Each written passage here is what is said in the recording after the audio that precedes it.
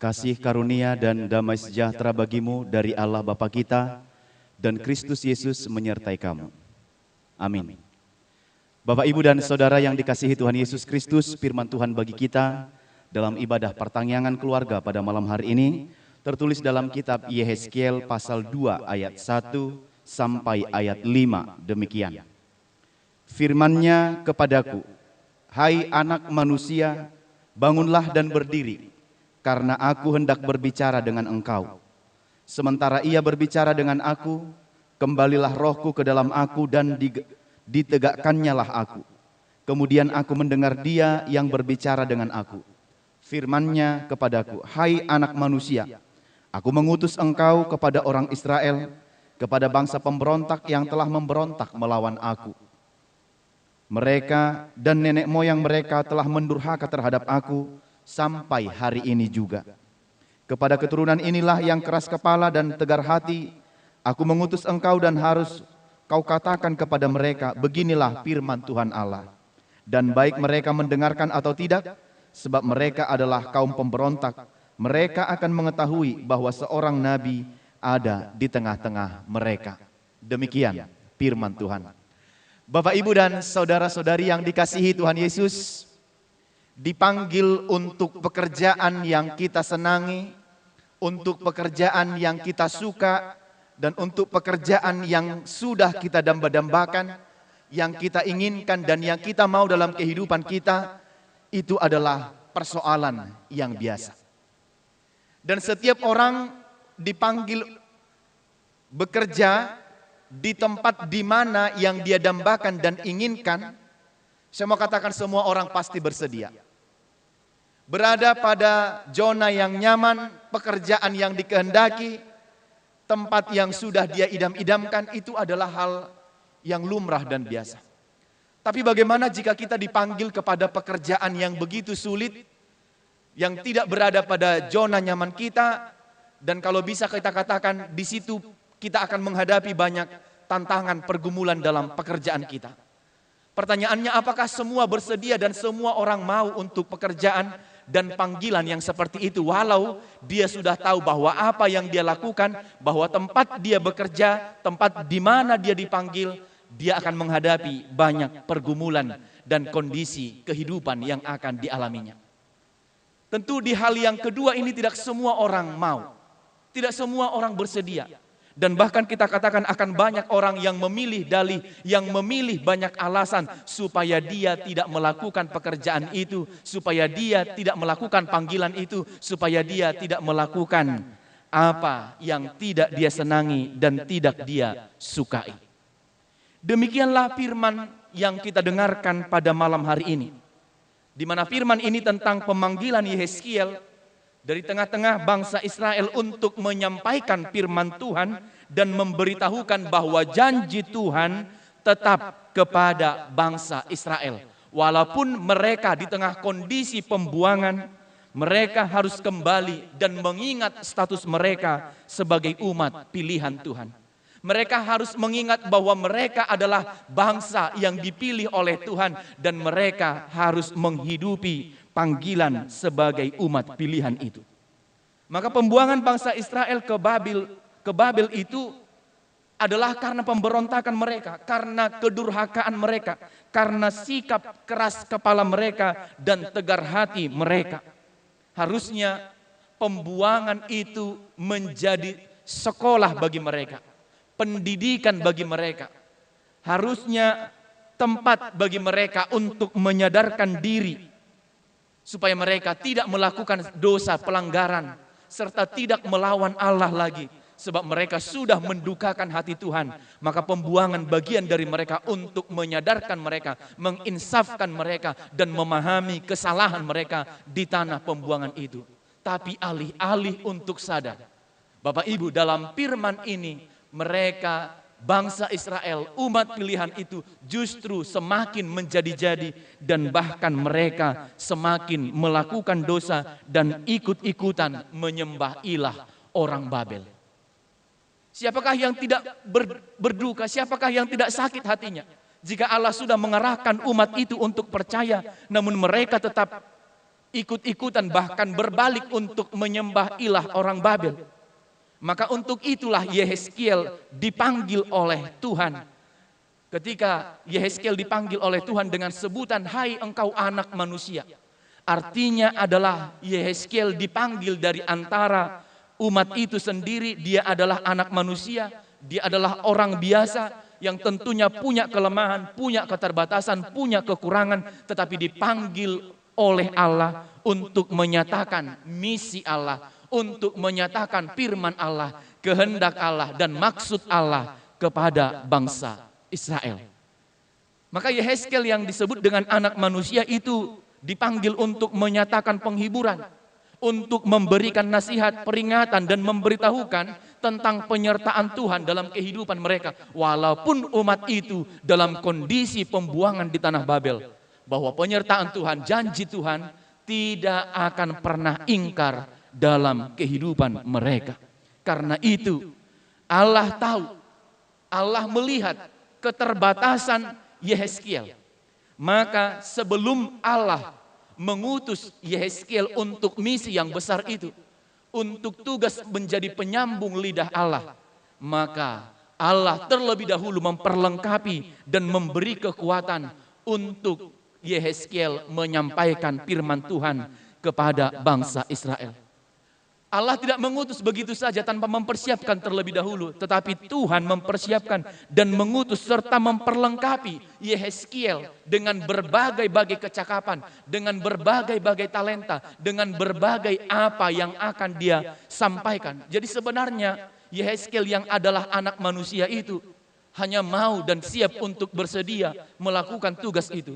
Selanjutnya Tuhan yang akan memperlengkapi dan Tuhan yang akan mengajarkan mulutnya menyampaikan apa yang harusnya dia sampaikan. Jadi tidak ada alasan untuk menyatakan tidak mampu, aku tidak cakap berbicara, aku tidak pandai melakukan ini. Tuhan yang akan memperlengkapi dan Tuhan yang akan mempersiapkan. Yang utama adalah apakah Yehezkiel bersedia? Apakah Yehezkiel siap untuk tugas yang diberikan oleh Allah kepada dia? Karena itu Tuhan memperlengkapi Yehezkiel paling tidak dengan 3 hal. Yang pertama adalah Yehezkiel dipenuhi oleh roh Tuhan. Artinya adalah Tuhan mencurahkan rohnya kepada Yehezkiel. Kenapa? Sebab supaya Yehezkiel tidak takut menghadapi bangsa Israel yang sudah terpuruk itu. Supaya Yehezkiel tidak takut dan Yehezkiel dikuatkan oleh Roh Kudus, roh Tuhan menghadapi bangsa Israel yang sudah dipengaruhi oleh kepercayaan, sistem kepercayaan bangsa Babel dan pengaruh-pengaruh kehidupan dari bangsa yang menawan mereka itu. Itu sebabnya Yehezkiel diperlengkapi dan dipenuhi oleh roh Tuhan. Jadi supaya mereka menyadari bahwa Yehezkiel itu ada dan hadir di antara mereka. Yehezkiel itu turut dan ikut dalam pembuangan itu, menguatkan sesama, menguatkan mereka yang sama-sama tinggal dalam pembuangan itu. Dan roh itulah yang akan menguatkan, menuntun mereka dan mengajarkan Yehezkiel untuk menyatakan, menyusun strategi apa yang akan dia bicarakan, apa yang akan dia sampaikan. Sebenarnya roh itulah yang menuntun mulut Yehezkiel dan yang menuntun langkah Yehezkiel untuk melakukan misi itu dan melakukan tugas yang diberikan oleh Allah kepada dia. Jadi Yehezkiel dipenuhi oleh roh Tuhan. Supaya roh itu, supaya misi yang akan dia lakukan tidak gagal bagi umat Israel. Sebab umat itu harus sampai nanti kepada tanah perjanjian dan menikmati segala berkat Tuhan dalam kehidupan mereka. Karena itu dia diperlengkapi dengan roh. Sehingga roh ini bekerja melampaui batas dan kuasa pikiran manusia. Menjangkau apa yang tidak dapat dijangkau oleh nalar dan logika manusia. Lewat itulah Tuhan memperlengkapi Yehezkiel supaya apapun yang dihadapi di tengah-tengah misi dan menyampaikan firman Tuhan itu dia dimampukan, dikuatkan dan disertai oleh Tuhan. Yang kedua, Yehezkiel mendengar Allah berfirman. Artinya adalah Yehezkiel mengerti apa yang dialami oleh umat Israel karena dia sendiri turut di dalamnya. Maka Yehezkiel mendengar Allah berbicara, mendengar Allah berfirman sebab ia hanya alat Tuhan. Sekali lagi, dia hanya alat Tuhan untuk menyampaikan firman-Nya. Karena itu, yang utama Yehezkiel mau mendengar apa kata Tuhan dan apa firman Tuhan dan apa misi yang akan dia sampaikan kepada umat dan bangsa itu. Jadi dia tidak berangkat dengan dirinya sendiri, dia berangkat dengan tidak mempersiapkan semua yang akan dia lakukan.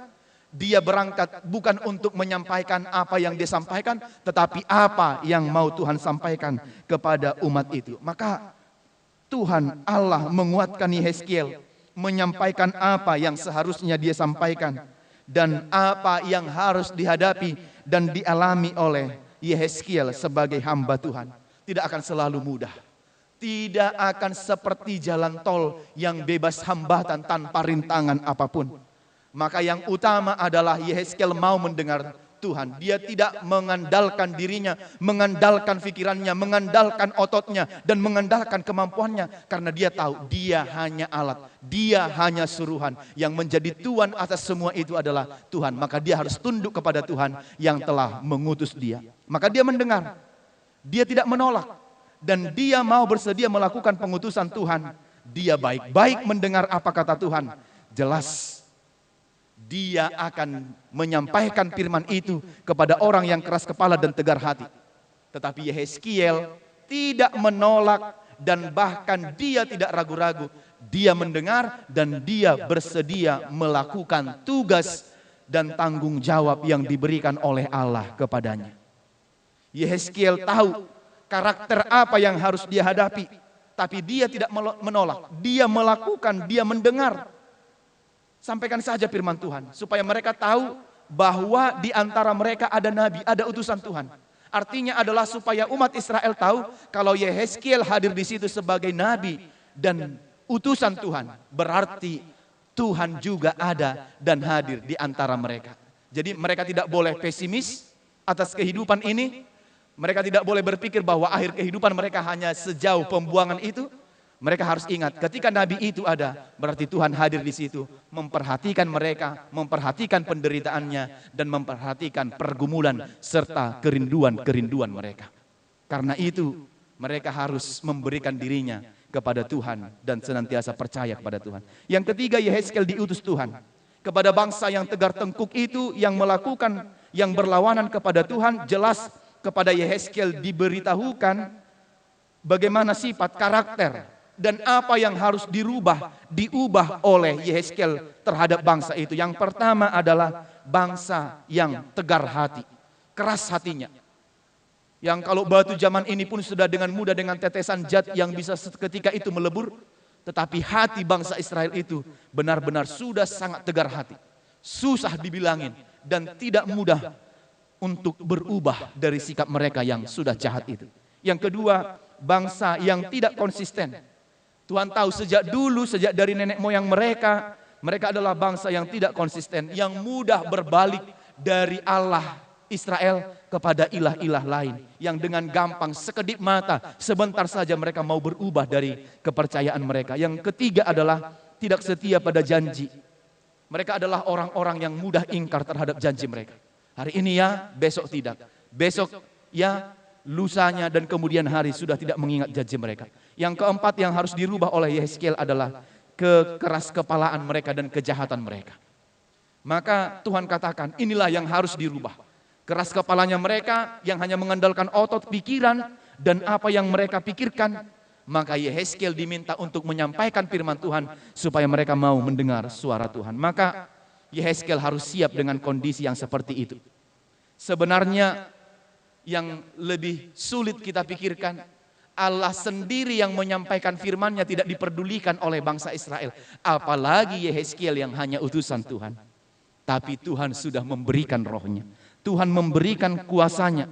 Tuhan memberikan anugerahnya, penyertaannya dan kuasanya kepada Yehezkiel sebagai wakil Allah.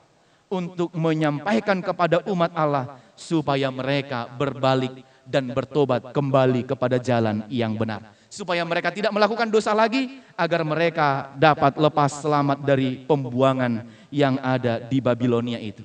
Karena itu apa yang mau disampaikan firman ini? Yang pertama, Tuhan mencurahkan rohnya kepada kita. Karena itu kita tidak perlu takut di tengah-tengah peran, tugas dan tanggung jawab kita di dunia ini untuk menjadi orang yang berani untuk menyatakan kebenaran. Meski dunia ini penuh dengan kejahatan, meski dunia ini penuh dengan hal-hal yang tidak baik, tapi kita mengandalkan kuasa Roh Tuhan untuk menyatakan kebenaran. Untuk itulah kita diutus ke tengah-tengah dunia ini. Maka Roh itu akan menuntun kita di tengah-tengah perjalanan kehidupan, di tengah-tengah pandemi yang sekarang ini kita lihat semakin banyak lagi korban yang terpapar. Maka Tuhan menuntun kita dengan Roh-Nya untuk hidup tetap di dalam Dia, untuk mematuhi protokol kesehatan dan hidup senantiasa dalam kasih dan pelukan Tuhan. Yang kedua, bersedia selalu dengar-dengaran akan firman Tuhan. Banyak orang yang ingin didengar tapi tidak mau mendengar. Tetapi untuk firman Tuhan kita harus bersedia mendengarkan firman Tuhan. Apa yang diinginkan oleh Tuhan untuk kita perbuat, supaya dengan suara Tuhan kita melakukan yang benar dalam kehidupan kita ini. Kita tidak memikirkan hal-hal yang jahat karena kita mendengar hanya suara Tuhan. Dengarlah suara Tuhan, bukan suara dunia ini. Suara Tuhan akan memberitahumu dan akan menuntunmu berbuat sesuai dengan apa yang baik di mata Tuhan. Yang ketiga, pergi dan beritakanlah firman Tuhan. Ini tugas kita.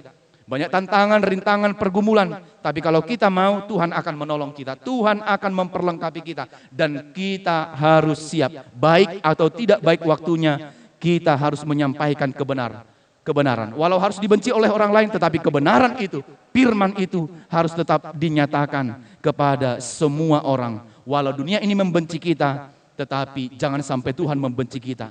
Kita tetap menyatakan kebenarannya dan memberitakan firman-Nya sampai ke seluruh penjuru dunia ini. Tuhan menguatkan kita. Amin. Kita berdoa. Bapa di sorga, terima kasih untuk firman-Mu yang sudah kami dengarkan pada saat ini. Mengajarkan kami untuk senantiasa turut dan mendengarkan perintah firman Tuhan dalam kehidupan kami. Agar kami pergi dan Kau utus untuk menyampaikan berita kebenaran itu kepada siapapun. Kuatkan dan teguhkan kami, perlengkapi kami dengan kuasa-Mu. Agar kami dimampukan di tengah-tengah dunia ini untuk bersaksi tentang kebaikan, kebenaran, dan menyatakan firman Tuhan di tengah-tengah kehidupan kami dan dunia ini. Terlebih di tengah kondisi sulit karena pandemi, kami yakin Tuhan menolong dan menguatkan kami. Berkati jemaat-Mu yang beribadah di rumah mereka. Lindungi, berikan kesehatan, kekuatan, dan anugerah-Mu senantiasa menyertai setiap kehidupan jemaat-Mu. Terpuji nama-Mu, ampunkan dosa kami. Di dalam Yesus kami berdoa dan bersyukur. Amin.